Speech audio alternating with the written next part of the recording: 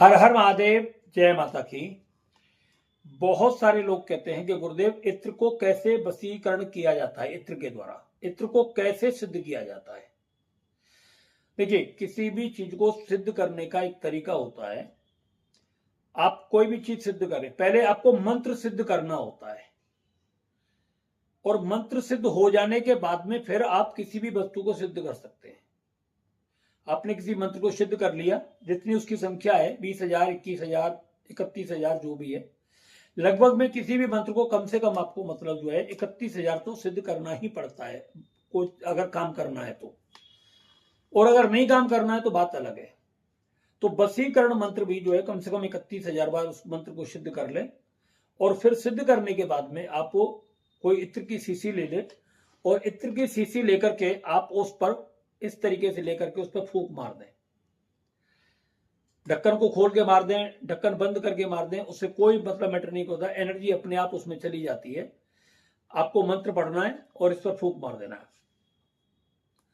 एक तो तरीका ये है, अगर आपको इत्र सिद्ध करके देना है, मगर ये तभी होगा जब 31,000 लगभग में आप किसी मंत्र का जाप कर लेते हो। अगर आपको पर्सनली अपने लिए करना है तो आपको क्या करना है, ऐसे शीशी ले लेनी है, सामने रख लेनी है, और सामने रख करके आप जो मंत्र बोल रहे हो उस मंत्र को पढ़ें, और एक बार शीशी पर एक माला होने के बाद फूंक मार दें। आपने 11 माला का जाप किया और 11 बार आपने फूंक मार दिया। 31 दिन लगातार आपको इसी तरीके से करना है। ये आपका इत्र पूरे तरीके से सिद्ध हो जाएगा, एकदम क्लियर। फिर इस इत्र का प्रयोग करने के लिए आपके पास बहुत सारे साधन होते हैं। कैसे इसका उपयोग करेंगे वो भी हम आपको बताएंगे। तो ये इत्र को सिद्ध करने का बहुत सरल तरीका है। अब मंत्र कौन सा लेना है? वशीकरण में सबसे बेस्ट मंत्र होता है मां कामाख्या का। कोई भी मंत्र कामाख्या का आप ले लीजिए, वशीकरण का जो मंत्र है, और उस मंत्र के द्वारा आप इत्र को सिद्ध कर लीजिए। जैसे कि ओम कामाख्या देव्ये अमुक में वश्यम कुरु कुरु स्वाहा। तो अमुक में वश्यम एक पर्सनल व्यक्ति के लिए हो गया। जैसे कि कोई लड़का अगर किसी लड़की से प्यार करता है और वो लड़की उसकी बात नहीं मानती, या मतलब किसी तरीके से उसके विपरीत दिशा में काम कर रही है, ये अपनी बहन बेटी को भी बस में करने के लिए होता है। बहुत सारे लोग इसका गलत इस्तेमाल करते हैं, मगर आपको गलत नहीं करना है। वशीकरण का प्रयोग केवल अपनों के लिए ही किया जाता है, सच बात तो ये है, मगर इसका दुरुपयोग ज्यादा होता है, सदुपयोग कम हो रहा है। आपका कोई बेटा, आपकी कोई बेटी अगर आपके खिलाफ चल रहा है तो आप उसको वशीकरण करके अपने विचार अनुसार चला सकते हैं, मगर आज इसका दुरुपयोग ज्यादा हो रहा है। तो दुरुपयोग की वजह से मतलब लोगों ने इसको एक तरीके से बहुत गलत इस्तेमाल करना शुरू कर दिया है, मगर ये हमेशा अपने परिवार को संगठित करने के लिए ही किया जाता है। कोई लड़की गलत लड़के के चक्कर में पड़ गई है, बात नहीं मान रही है, तो आप वो इत्र को वशीकरण करके अपने लगा लें, शरीर पर, माथे पर बिंदी लगा लें, थोड़ा सा हाथ में लगा लें, या इधर उधर कान मानों पे, गले पर लगा लें, और आप उसके पास बैठ करके बात करें। वो 100% आपकी बात मान जाएगी, 100% मान जाएगी, और आप जैसे कहोगे वो मान जाएगी।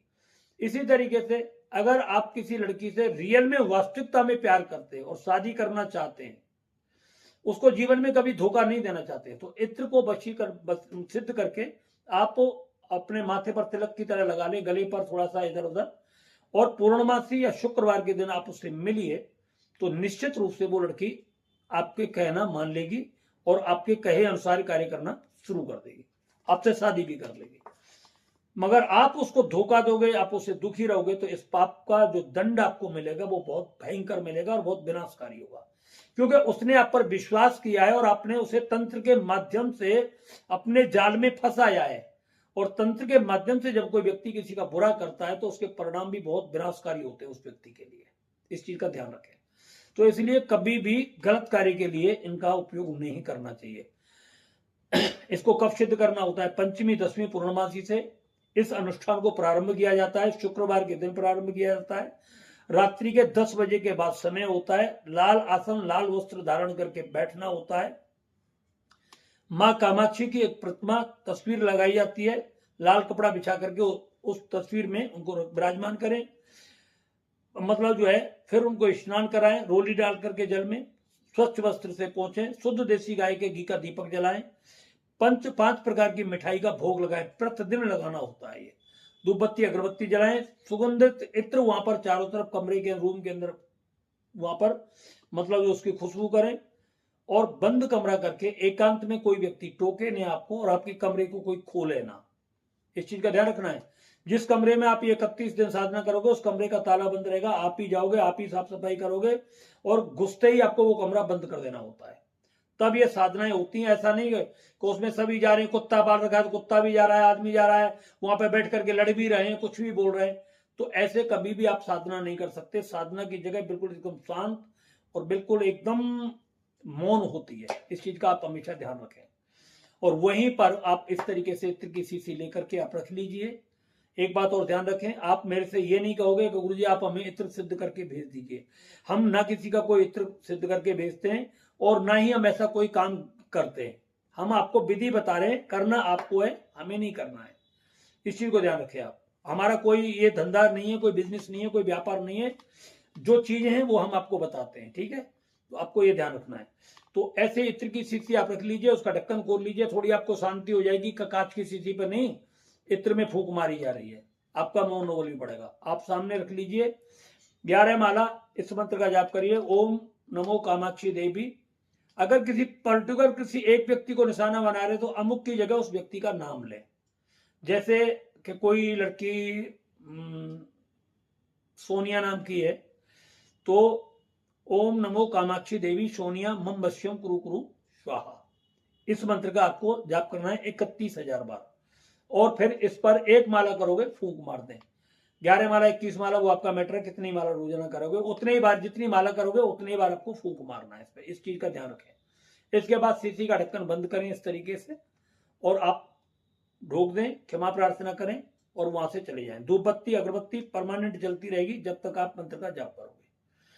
जब आपके 31 दिन पूरे हो जाएं, पंचमेवा लेकर के कोई भी 5 प्रकार की मेवा ले लें, आम की लकड़ी ले लें, शुद्ध देसी घी थोड़ा सा मिला करके, शक्कर मिला करके उसमें उससे हवन कर दें। दशांश हवन, जितना हवन बनता है 31,000 का 3100 आहुति बनेंगी, वो आपको दे दें। सुहागिन स्त्री को भोजन करा दें और उसको दान दक्षिणा में कोई लाल वस्त्र 2-3 मतलब 5 वस्त्र उसके दे दें, और कोई लाल रंग की मिठाई उसको खिलाएं।